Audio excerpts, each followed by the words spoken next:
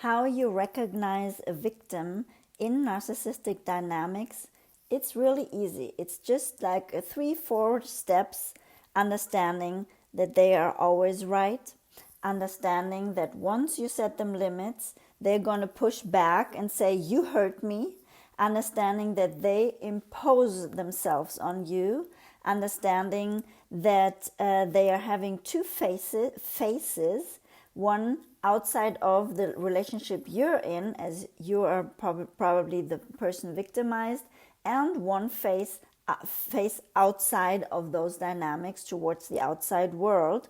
But there's a strong, let's say, a dissonance, like a discord, which is their grandiosity and their showing up outside the dynamics with you, and how they show up with you. And yes, sometimes they show themselves vulnerable. Sometimes you have the feeling that they are in reality needy, that they are in reality feeling bad, or that they are in reality depressed, or that they would feel suicidal if you would get out of the dynamics. But these are a couple of signs how you can pinpoint a victim in narcissistic dynamics. Hi, my name is Christinajunge. I am a love and leadership mentor, and if you like to, please subscribe, because I'm bringing up more content as I'm going along. If you want to write to me, christina@christinajunge.com, you're welcome, and see if I can get you into one of my coaching programs. Now, how can you identify inside of narcissistic relationships somebody who is an oppressor, or a narcissistic person, the person who's in reality like getting you under them emotionally and energetically? And how can you identify if they are really poor people, or if they are perpetrators, let's say, if they are the ones who are making you feel victimized?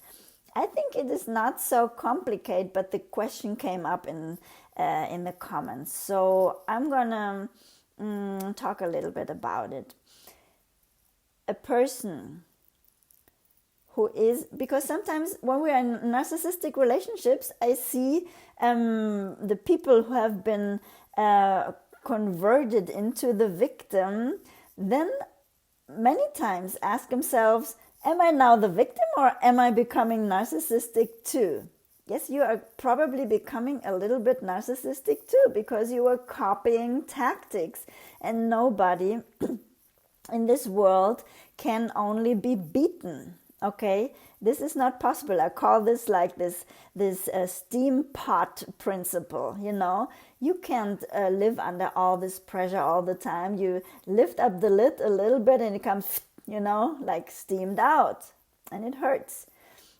But there's a second dynamic, which is that you maybe at the moment you're putting limits, at the moment you're becoming self-determined, at the moment you're becoming assertive, that you feel that this is going against your inner standards of being a victim, that you feel it is already too much, asking for something, putting a limit, saying no to something, like expressing what is really going on inside of you, and you assume now that you would be a narcissistic person, which is not the case in reality, which is only a way of setting healthy limits maybe, or in self-affirming yourself, of showing the world that you have your standards, your limits, that you are somebody who has their own opinion and who is to be respected,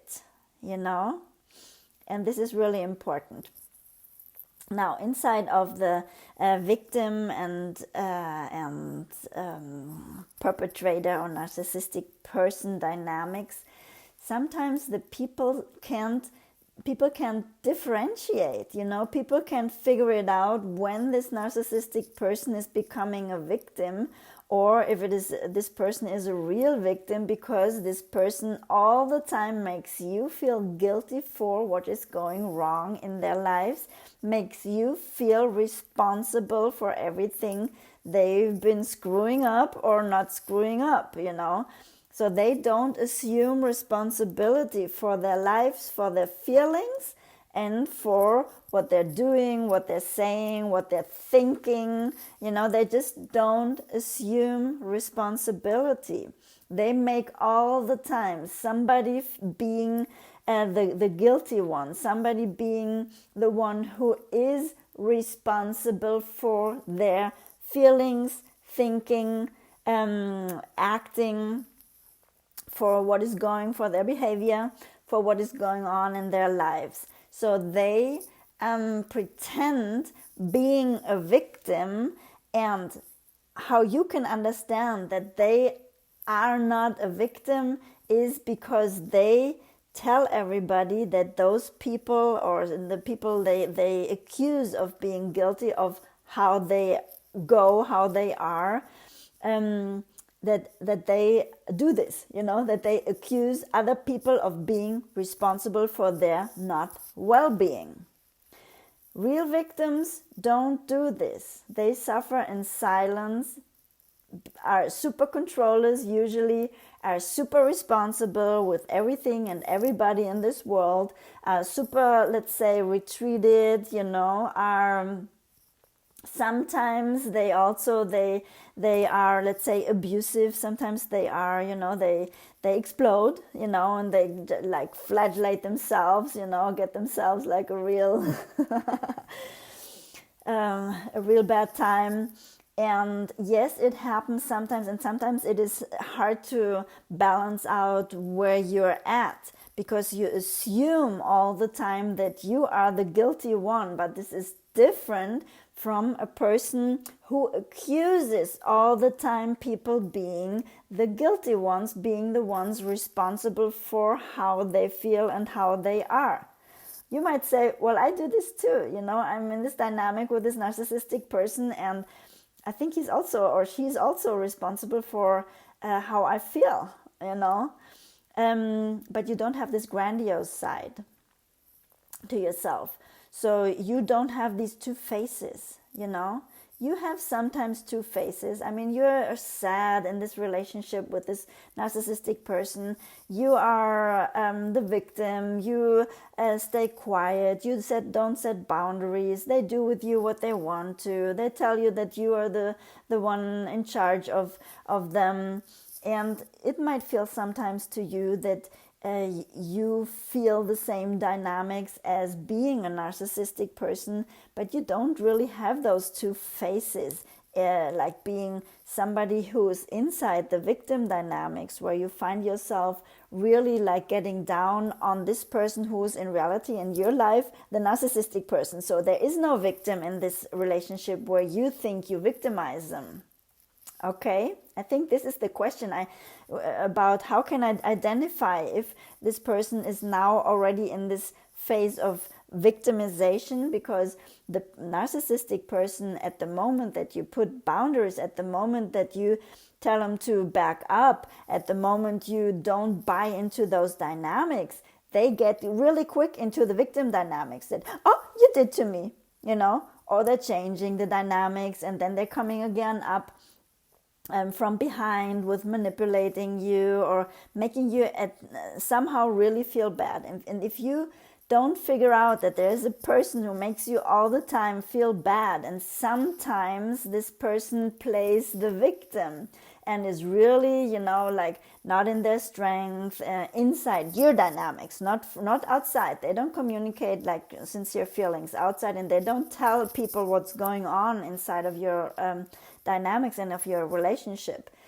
But this person, you many times see these people, the narcissistic person, as very withdrawn, as very depressed, as suicidal, even up to, sometimes you don't, and as being a real victim and being a very sensitive person. Yes, they are. But you need to be very conscious of how the dynamics are with you, if they victimize you, if they assume responsibility, if they are in dialogue with you once you want to talk about the dynamics, or if they just like push them off, and say ambivalent things about it, at some point they're like maybe a little bit accessible, and then at some point they like tell you you're crazy, you're inventing, you're too sensitive, it is not like this. And like this, they vent it off again, that that you can grab them, that you can hold them responsible, that you can like guide them into a way where you can go together and resolving conflict and being closer and talking about your feelings and all these things. So this is much of a victim and narcissistic dynamic, that this person has these two faces, that there's always a dynamic where the narcissistic person makes you feel responsible and guilty of the dynamics this person is living, okay, while you are making this person see that the dynamics they are living are unhealthy. This is different. And yes, you accuse this person a little bit too, because you want to make this person see where you're in. But this person goes out and is grandiose at times, and is grandiose with you and is not accessible, and turns things around in your reality and makes you feel crazy. This is a good one. That they make you feel crazy, that they make you feel tired, that they make you feel stressed, that they make you feel questioning yourself all the time. Then you know who's the victim or who's victimizing. Okay? And then you see this person again changing. Okay? Falling into their victim dynamics where they're all sensitive and they still want the same thing from you, that you take care of them, that you are being there for them, that you make yourself responsible for them and instead of them, okay? And this is the dynamic you need to take care of. You need to guard yourself off and to understand that you need to grow out of this and elevate your inner limits and elevate your standards and your principles, how people can treat you, how people can talk to you, make you feel.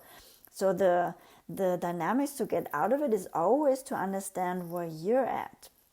I hope this was a little bit helpful. My name is Christinajunge, Love and Leadership Mentor. If you want to write to me, you can go into the section down here, christina@christinajunge.com. Subscribe to my channel. I would love to have you, and check the next video out, which is coming up right here, to understand victim dynamics, narcissistic dynamics, how to level up, etc. Much love, folks. Love to have you here. Bye-bye.